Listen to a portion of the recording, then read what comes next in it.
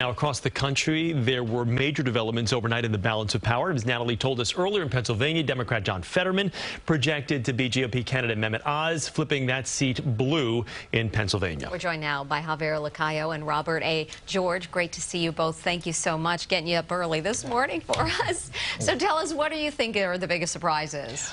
Well, I think the biggest surprise is basically linking, in a sense, what's going on in New York with the national picture, is that the balance of the House is, in a sense, coming down to what may be a number of flipped seats right in New York, including the Maloney seat. Looks like Republicans picked up possibly both seats in Long Island as well, and the House is basically like about a 10 seats either way will give either the Democrats or the Republicans control, and losing those seats puts a big dent in the Democrats' plan to try and hold on to the majority.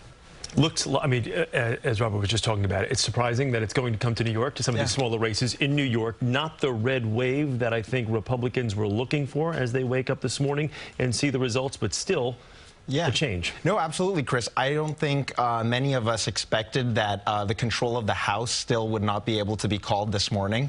And I think that New York was actually a big bright spot for Republicans in a pretty bleak national night. What we saw was a lot of the hand-wringing from Democrats about Lee Zeldin rising in the polls was accurate. We now have about a 5-point race between Zeldin and Governor Hochul. She has called she has won the race. She is going to win that. But this is probably the closest gubernatorial election we've had in 30 years here in New York since Pataki beat Cuomo back in 1994. So what do you think ultimately swayed voters in this governor's race? I mean, I think Zeldin's message on the crime issue was obviously way up there. Obviously, the economy and inflation was a national story, but there were concerns about it here in New York as well. So as Javier said, Kathy Hochul obviously won. She had absolutely no coattails at all, and maybe reverse coattails.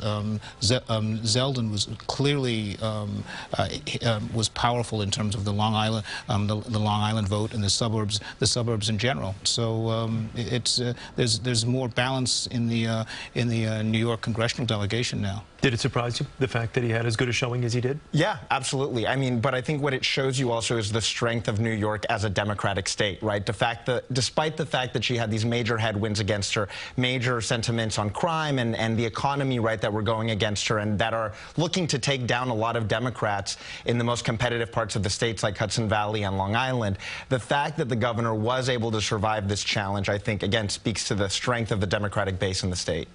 So much to talk about. We appreciate you being here. We're going to continue our conversation. You'll be joining us live throughout the morning. Stay with us as we continue special coverage of the election results on our streaming service. That's at CBS News New York, starting at 7 a.m.